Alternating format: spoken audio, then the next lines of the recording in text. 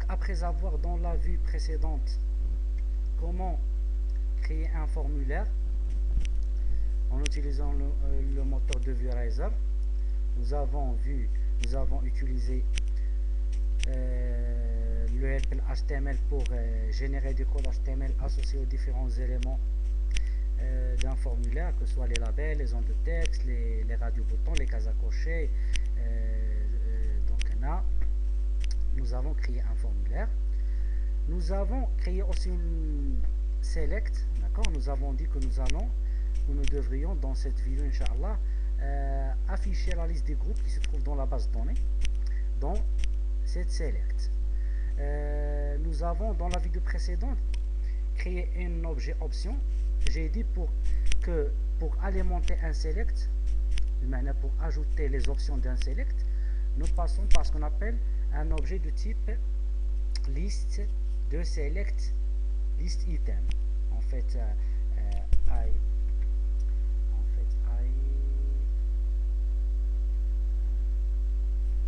parcours enumerable. Normalement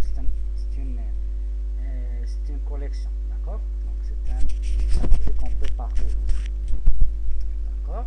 Donc là, liste, c'est une enumerable, d'accord. Donc c'est une collection d'objets de type select list item. Maintenant, chaque objet il représente une option.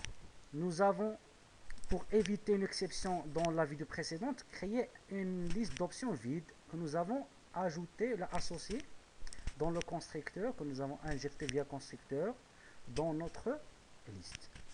Dans cette vidéo, nous voulons voir comment créer cet objet, pas ici, en fait depuis le contrôleur, parce que nous avons dit aussi qu'il faut éviter d'écrire beaucoup de code C# ici.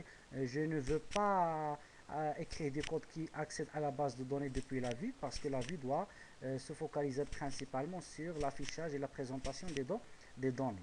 Donc je vais aller dans mon action.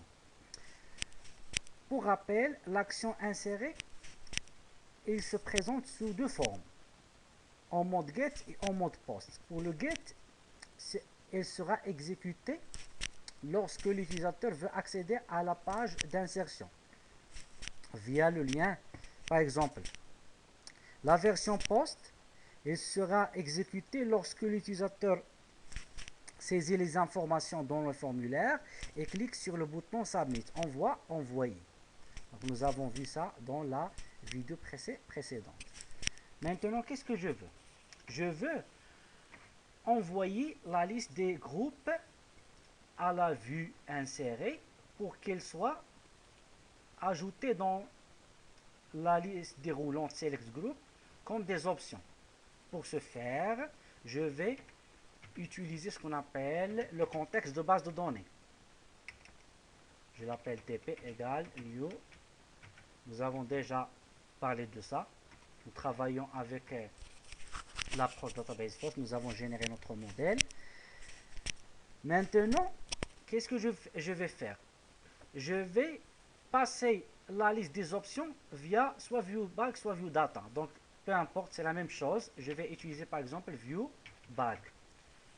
Pour rappel, ViewBag, c'était un moyen qui permet de partager des informations entre actions, à savoir contrôleur, et la vue. C'est un objet dynamique, donc on peut à tout moment lui ajouter une propriété, et cette propriété ne sera évaluée qu'au moment d'exécution. Je vais la nommer option. Donc la base de données, je veux récupérer la liste des groupes, c'est la table des groupes. Je vais sélectionner par exemple quoi? G, c'est pour, donc là, comme si c'est une boucle. Du maintenant, cette sélection va s'afficher sur toutes les lignes, puisque je n'ai pas de closeware par exemple. Je vais sélectionner quoi? Pour chaque G, il faut imaginer G comme chaque élément de la table groupe, chaque ligne de la table groupe. New, select, list item. Rappelez-vous, j'ai dit qu'une option qu'une option dans la select est créée dans le code C# à l'aide de la classe selectListItem. Donc cette classe elle a un seul paramètre un constructeur sans paramètre. Je vais automatiquement faire appel au setter. Donc qu'est-ce qui est important pour une option? Deux informations. La valeur. Qui est la valeur dans ce cas? C'est l'ID du groupe. Donc c'est l'ID du groupe. Sauf que cette propriété est du type chaîne de caractères, alors que l'ID c'est un entier. Je vais concaténer avec une chaîne de caractères pour pouvoir affecter l'ID dans la valeur. Et une deuxième information importante, c'est le texte. C'est quoi? En fait, c'est le libellé. Autrement dit, qu'est-ce que j'ai fait ici? Pour chaque groupe, j'ai récupéré un objet de type selectListItem et j'ai initialisé de propriété la valeur. C'est la valeur value de la balise option. Ou texte, c'est le contenu qui s'affiche pour chaque option. À la fin, pour exécuter la requête, on fait appel toList. Donc là, option, d'accord, voici viewBag, c'est dynamique, d'accord, donc là, nous avons une propriété qui s'ajoute à l'objet dynamique, les viewBag. Qu'est-ce que j'ai fait maintenant? Je vais partager cette collection. Regardez, je ne sais pas si vous lisez bien, c'est list select list item. Donc je vais partager cette collection via viewBag avec ma vue. Ici, je ne vais plus travailler avec l'option. Je vais travailler en fait. C'est une liste de quoi? Select list item, pardon, view bag, pas ici, hein. C'est un cast, il a fallu cast, hein. View bag,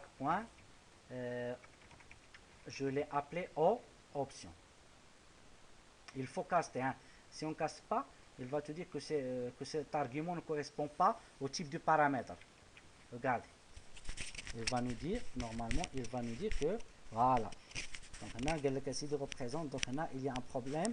Donc, on peut pas passer un argument de type dynamique dans un paramètre qui a un type bien précis. C'est pour cela que je dois caster.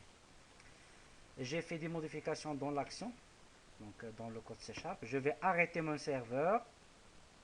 Je vais relancer mon application dans le navigateur.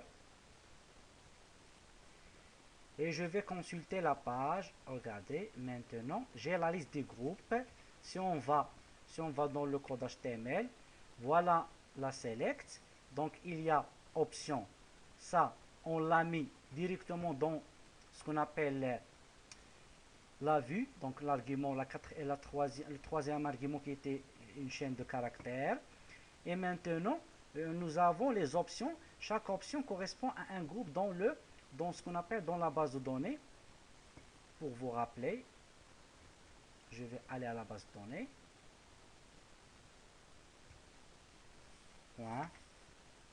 Se connecter. Select, étoile from group. Regardez, TD1, TDE101 c'est 1, TDE102 c'est 2. Et c'est ce que nous avons ici. 101 associé à la valeur 1, 201 associé à la valeur 2. Maintenant, nous pouvons afficher ce qu'on appelle nos options de la liste déroulante. Bien sûr, dans cet exemple, les options sont alimentées depuis la base de données.